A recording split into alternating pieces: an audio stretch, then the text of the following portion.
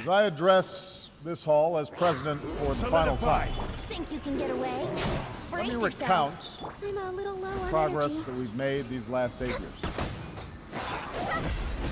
In the depths of the greatest financial crisis of our time, we coordinated our response to avoid further catastrophe and return the global economy to growth. We've taken away terrorist safe havens, strengthened the non-proliferation regime, resolved the Iranian nuclear issue through diplomacy. We opened relations with Cuba, helped Colombia end Latin America's longest war. And we welcome a democratically elected leader of Myanmar to this assembly. Our assistance is helping people feed themselves, care for the sick, power communities across Africa, and promote models of development rather than I will have order.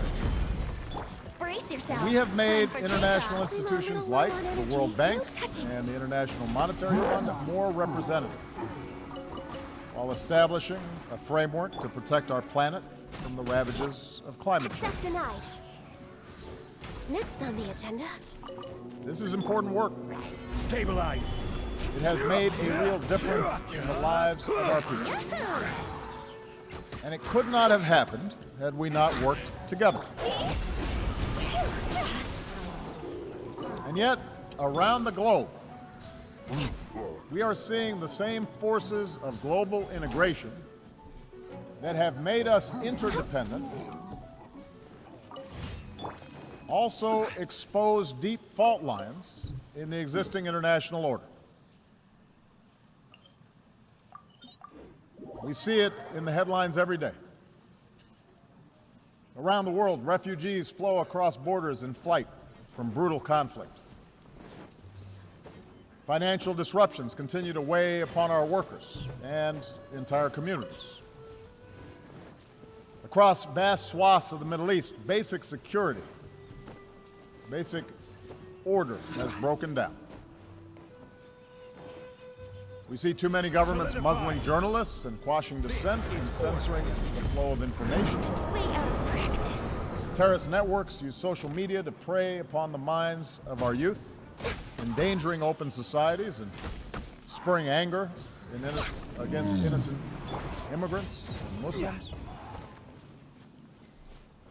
Powerful nations contest the constraints placed on them by international law. And this is the paradox that defines our world today. A quarter century after the end of the Cold War, the world is by many measures less violent and more prosperous than ever before. And yet our societies are filled with uncertainty and unease and strife.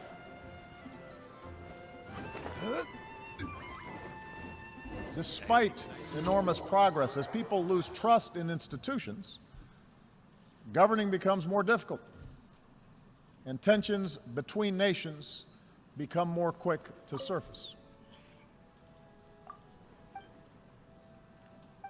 And so I believe that at this moment, we all face a choice.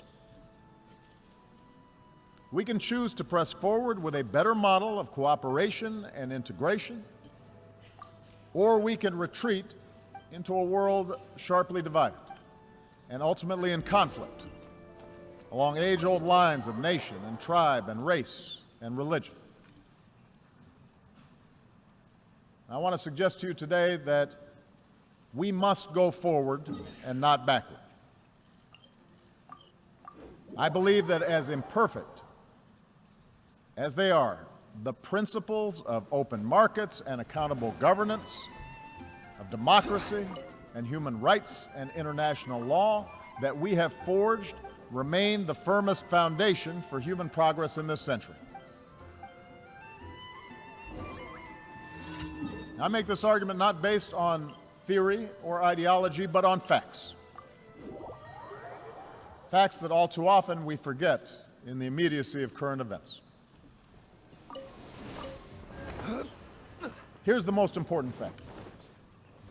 The integration of our global economy has made life better for billions of men, women, and children. Over the last 25 years, the number of people living in extreme poverty has been cut from nearly 40% of humanity to under 10%. That's unprecedented. And it's not an abstraction. It means children have enough to eat. Mothers don't die in childbirth. Meanwhile, cracking the genetic code promises to cure diseases that have plagued us for centuries. Solidify.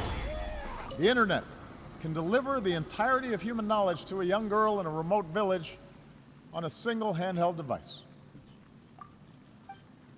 In medicine and in manufacturing and education and communications, we're experiencing a transformation of how human beings live on a scale that recalls the revolutions in agriculture and industry.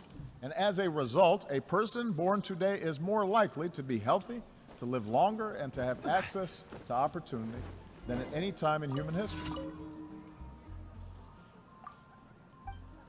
Moreover, the collapse of colonialism and communism has allowed more people than ever before to live with the freedom to choose their leaders.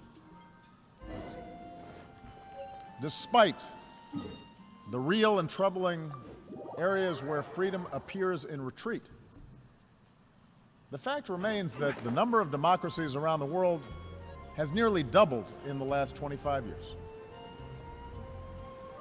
In remote corners of the world, citizens are demanding respect for the dignity of all people, no matter their gender, or race, or religion, or disability, or sexual orientation. And those who deny others dignity are subject to public reproach. An explosion of social media has given ordinary people more ways to express themselves and has raised people's expectations for those of us in power. Indeed, our international order has been so successful that we take it as a given that great powers no longer fight world wars, that the end of the Cold War lifted the shadow of nuclear Armageddon, that the battlefields of Europe have been replaced by peaceful union,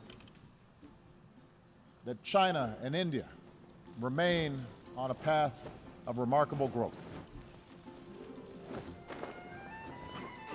I say all this not to whitewash the challenges we face or to suggest complacency.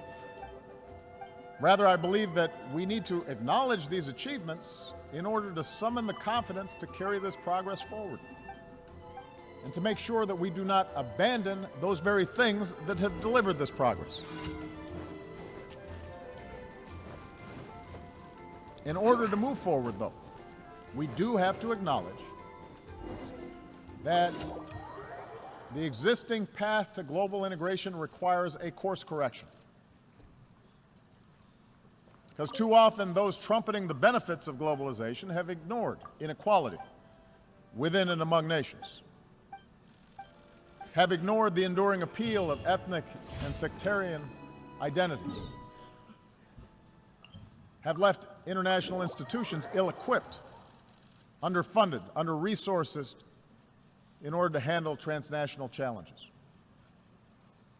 And as these real problems have been neglected, alternative visions of the world have pressed forward, both in the wealthiest countries and in the poorest. Religious fundamentalism, the politics of ethnicity or tribe or sect, Thank you for... aggressive nationalism,